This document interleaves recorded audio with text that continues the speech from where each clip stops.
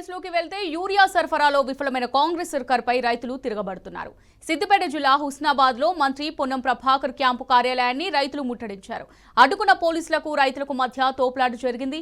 మంత్రి పొన్నం క్యాంపు కార్యాలయం ముందు రైతులు బైఠాయించారు. యూరియా సరఫరా చేసే వరకు ఆందోళన విరమించేది లేదని స్పష్టం చేశారు.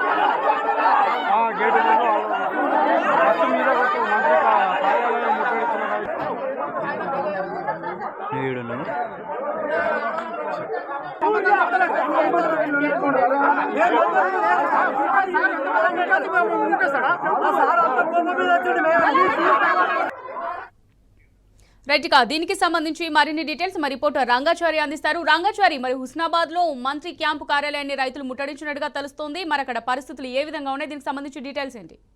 అమూల్య, ఈ యూరియా కోసం రైతులు పడుతున్న కష్టాలు తిప్పలు వాళ్ళను తీవ్రమైనటువంటి ఆగ్రహానికి గురి చేస్తున్నది, కడుపు మంటకు గురి చేస్తున్న పరిస్థితి అంతటా కనిపిస్తుంది. అందులో భాగంగానే ఈ రోజు హుస్నాబాద్ రైతులు కూడా ఉదయం 5 గంటలకే యూరియా కోసం పెద్ద ఎత్తున అక్కడ ఆగ్రో కేంద్రం వద్దకు రావడం జరిగింది. అయితే యూరియా అందుబాటులో లేకపోవడంతో రైతులంతా ఒక్కసారిగా ఆగ్రహం వ్యక్తం చేస్తూ అక్కడ ఉన్నటువంటి ఆయన స్థానిక ఎమ్మెల్యేగా ఉన్నారు, అట్లాగే రాష్ట్ర మంత్రిగా ఉన్నటువంటి పొన్నం ప్రభాకర్ క్యాంప్ కార్యాలయం దగ్గరికి వెళ్లి అందులోకి దూసుకు వెళ్లి దాన్ని ముట్టడించి అక్కడ బైఠాయించి ఆందోళనకు దిగినటువంటి పరిస్థితి ఈ రోజు కనిపించింది. అంటే రైతుల ఆగ్రహం ఏ స్థాయిలో ఉందో చాలా స్పష్టంగా అర్థం చేసుకోవచ్చు. ఇదేవి రాజకీయ పార్టీకి సంబంధించిన కార్యక్రమం కాదు, ఏ రాజకీయ పార్టీ పిలిపించింది కాదు.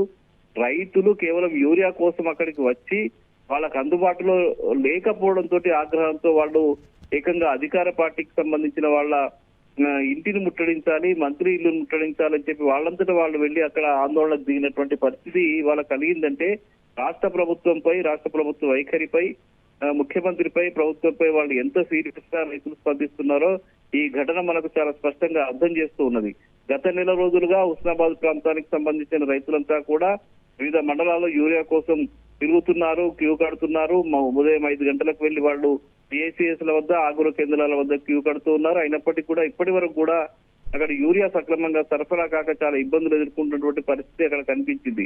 మొన్న ఈ మధ్య ఒక 10 రోజుల క్రితం ఒక యూరియా కేంద్రం వద్దకు వెళ్లి అక్కడ రైతులతో మాట్లాడినటువంటి పొన్నం ప్రభాకర్, మీరు ఇబ్బంది పడుతూ మేము కొద్ది రోజుల్లోనే యూరియా సరఫరా అయ్యే విధంగా చర్యలు తీసుకుంటాం, ఇదంతా బీజేపీ పార్టీ ప్రభుత్వం చేస్తున్నటువంటి కుట్ర, ఇది కేంద్ర ప్రభుత్వం పంపించాల్సిన సమయంలో తమకు పంపించకపోవడం వల్ల మేము ఇట్లా ఇదైపోతున్నామని చెప్పి కేంద్ర ప్రభుత్వంపై బాధ్యతను తోసివేసి తప్పించుకునే ప్రయత్నం అయితే పొన్నం ప్రభాకర్ చేయడం జరిగింది. అయితే 10 రోజులు గడిచిపోయినప్పటికీ కూడా హుస్నాబాద్ నియోజకవర్గానికి కూడా రైతులకు అవసరమైనటువంటి యూరియా సరఫరా కాలేదంటే ప్రభుత్వం ఎంత దుస్థితిలో ఉంది, వాళ్ళు ఎంత పట్టింపు లేకుండా వ్యవహరిస్తున్నారో చాలా స్పష్టంగా అర్థమవుతూ ఉన్నది. దాని నేపథ్యంలోనే ఈ రైతులంతా కూడా ఒక్కసారిగా వెళ్లి అక్కడ మంత్రి పొన్నం ప్రభాకర్ ఇంటి ముందు కూర్చుని బైఠాయించి కొంతమంది రైతులు ఏకంగా గేట్ తోసుకుని లోపలికి వెళ్లి కూడా కూర్చొని ఆందోళన నిర్వహించినటువంటి పరిస్థితి అక్కడ కనిపించింది. ఈ నేపథ్యంలో అనుకోకుండా పోలీసులంతా కూడా అక్కడికి వచ్చేసి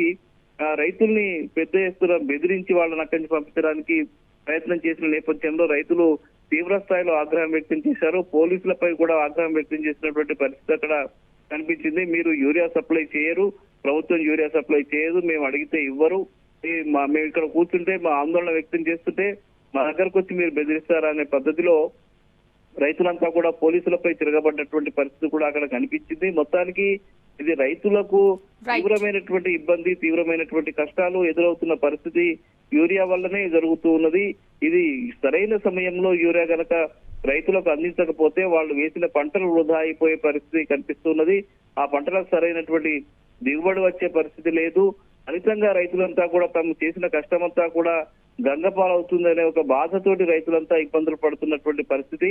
గత నెల రోజులుగా ఇదే పరిస్థితి కొనసాగుతున్నది. ప్రతిరోజు రావడము, తిండి తిప్పలు లేకుండా, కనీసం మంచినీళ్లు కూడా లేకుండా క్యూల్లో నిలబడము, చెప్పులు పెట్టడము, పాస్బుక్లు పెట్టడము, ఇవన్నీ సర్వసాధారణంగా జరిగిపోతున్నా కూడా ప్రభుత్వం కనీసం స్పందించినటువంటి పరిస్థితి నెలకొన్నది. చాలా సందర్భాల్లో ఈ బీఆర్ఎస్ పార్టీకి సంబంధించిన నాయకులు ఈ విషయమై ప్రభుత్వానికి అనేక నివేదికలు, ప్రభుత్వానికి రిక్వెస్ట్లు చేసిండ్రు, ఆందోళనలు చేసిండ్రు.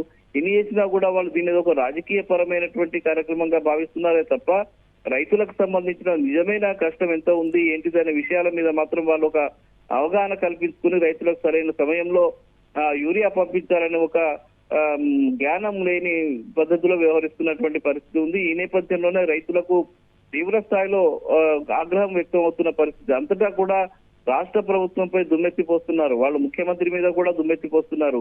ఇదేమి రాజ్యం, దోపిడీ రాజ్యం, దొంగల రాజ్యం అంటూ వాళ్ళు నినాదాలు చేస్తున్నారు. సీఎం డౌన్ డౌన్ అంటూ నినాదాలు చేస్తూ ఉన్నారు. ప్రభుత్వం ఇంత దుర్మార్గంగా వ్యవహరిస్తే ఎట్లా? గత 10 సంవత్సరాల కేసీఆర్ పాలనలో మేము ఒక్కరోజు కూడా యూరియా కోసం మేము రోడ్డు మీదకి వచ్చిన పరిస్థితి లేదు. కేసీఆర్ ముందస్తుగానే ప్రతి గ్రామానికి లారీల ద్వారా లోడ్లు పంపి వాళ్ళు పంపిణీ చేసినటువంటి పరిస్థితి ఉంది. కానీ ఈ ప్రభుత్వం వచ్చిన తర్వాత యూరియా బస్తాల కోసం మేము ఆందోళన చేయాల్సిన ఒక దుస్థితి ఏర్పడిందని చెప్పి రాష్ట్ర ప్రభుత్వంపై మండిపడుతున్న పరిస్థితి. అందులో భాగంగానే ఈ రోజు రాష్ట్ర మంత్రివర్గంలో ఒక కీలకమైనటువంటి మంత్రి బాధ్యతలో ఉన్నటువంటి సీనియర్ మంత్రి పొన్నం ప్రభాకర్ క్యాంపు కార్యాలయాన్ని ఏకంగా ముట్టడించే స్థితికి వచ్చిందంటే ఆ తీవ్రత ఎంత ఉంది, వాళ్ళు ఎంత తీవ్రంగా ఇబ్బంది పడుతున్నారు, ఎంత సీరియస్ ఉంది యూరియా విషయంలో రైతుల్లో అనే విషయం చాలా స్పష్టంగా అర్థమవుతుంది. ఇది వైఫల్యానికి, ప్రభుత్వ వైఫల్యానికి, మంత్రుల వైఫల్యానికి, ముఖ్యమంత్రి వైఫల్యానికి ఇది ఒక నిదర్శనము. ఈ ఘటన ఒక తార్కాణమని మనం చెప్పుకోవచ్చు. Amulya. Right, thank you Rangachari.